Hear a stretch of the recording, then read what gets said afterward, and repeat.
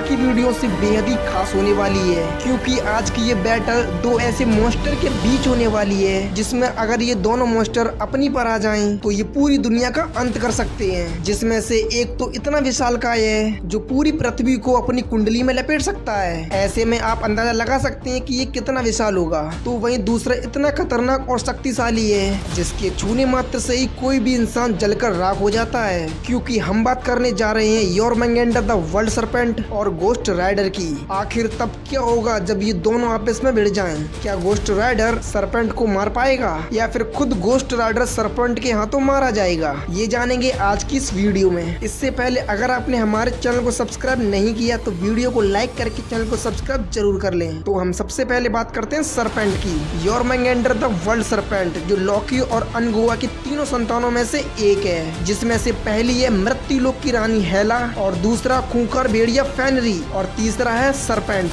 जो कि पूरी दुनिया का सबसे बड़ा सांप है। ये इतना विशाल है कि जो पूरी धरती को अपनी कुंडली में लपेट सकता है। इसके साथ ही ऑर्थर पेन की पुस्तक में ये भी लिखा है कि आने वाले समय में सरपेंट पूरे मिडगार्ड के लिए खतरा बन जाएगा और मिडगार्ड के सभी गॉड्स पर मौत बनकर बरसेगा। ये सोचकर फिर तभी सरपेंट को सभी देवताओं ने मिलकर मिडगार्ड के सागर में फेंकवा दिया था। फिर वो कुछ सालों बाद इतना विशाल हो गया जिसका अंदाजा किसी को भी न था कि ये इतना विशाल हो जाएगा। यहाँ तक कि खुद सरपेंट को भी यकीन नहीं था कि वो इतना विशाल हो जाएगा। फिर सरपेंट मन ही मन ये सोचता है कि वो सभी गॉड्स का अंत कर देगा। सरपेंट मिडगार्ड के सागर में इतना विशाल और डरावना हो चुका था जिसके हिले मात्र से ही पूरा मिडगार्ड कांप उठता था। तब फिर सभी गॉड्स ये सोचते हैं कि अगर सरपेंट को नहीं मारा गया तो वो पूरे मिडगार्ड को तबाह कर देगा। तब सभी गॉड्स मिलकर थोर को सरपेंट का अंत करने के लिए भेजते हैं, लेकिन मौसम को अपने अनुसार चेंज करने वाला थोर सरपेंट का कुछ नहीं बिगाड़ पाया। यहाँ तक कि थोर की बिजली और म्यूलियर का भी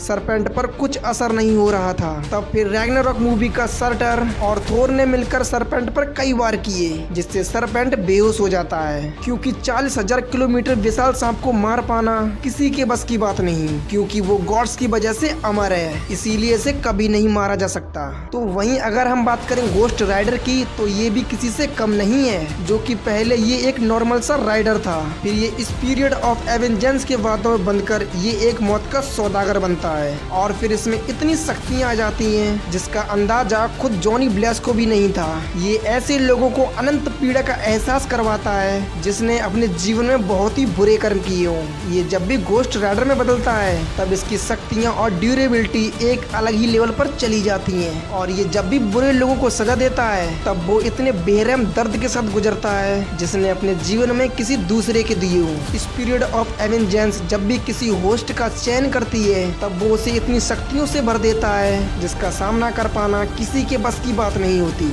अगर इसको किसी तरह मार भी दिया जाए तो ये कुछ सेकंड में पुनः जीवित हो जाता है, क्योंकि ये भी अमर है, इसे भी नहीं मारा जा सकता। इसके पास इतनी शक्ति है कि ये अपनी ज्वाला का इस्तेमाल करके किसी को भी मौत के घाट उतार सकता है। ये नरक की आग का इस्तेमाल करके किसी को भी हथियार बना सकता है जो आग से ही ऊर्जा ग्रहण करती हो। इसकी स्पीड, ड्यूरेबिलिटी, एबिलिटी और स्टेमिना पूरी तरह होस्ट पर निर्भर करती है। तो ऐसे में अगर कभी सरपेंट और गोस्ट राइडर का सामना होता है तो ये दोनों ही काफी देर तक आपस में लड़ते रहेंगे, जहां सरपेंट अपने जबड़े की मदद से गोस्ट राइडर को दबोचना चाहेगा क्योंकि इसकी बाइट फोर्स इतनी है कि किसी भी पहाड़ को तोड़ सकती है। तो वहीं गोस्ट राइडर अपनी ज्वाला का इस्तेमाल करके सरपेंट पर वार करेगा जिससे हो सकता है सरपेंट घायल हो जाए, या फिर ये भी हो सकता है कि गोस्ट राइडर की नरक की आग से सरपेंट को कुछ असर भी ना हो, क्योंकि सरपेंट काफी विशाल है जिसे चोट पहुंचाना गोस्ट राइडर के लिए थोड़ा मुश्किल हो जाता है। क्योंकि 40,000 किलोमीटर विशाल सांप के सामने गोस्ट राइडर एक चींटी के समान प्रतीत होगा। तो वहीं सरपेंट अगर चाहकर भी गोस्ट राइडर पर वार करे तब भी वो गोस्ट राइडर को नहीं मार पाएगा, क्योंकि अगर सरपेंट गोस्ट राइडर को मार भी दे तो वो कुछ सेकंड में पुनः जीवित हो जाएगा और फिर गोस्ट राइडर पलटकर वार जरूर करेगा, जिसमें गोस्ट राइडर सरपेंट को अपनी नरक की आग की ज्वाला का इस्तेमाल करके हो सकता है सरपेंट को बेहोश कर दे। वैसे सरपेंट को बेहोश कर पाना अकेले गोस्ट राइडर के लिए थोड़ा मुश्किल हो जाएगा, क्योंकि इसे बेहोश करने के लिए थोर और सर्टर के भी पसीने छूट गए थे। बाकी ये दोनों ही जोन्स अमर हैं, तो ये कह पाना थोड़ा मुश्किल हो जाता है कि इस बैटल में किसकी जीत होगी। खैर आप लोग कमेंट के माध्यम से बता सकते हैं कि इस बैटल में कौन जीतेगा। तब तक मिलते हैं एक और नई वीडियो में।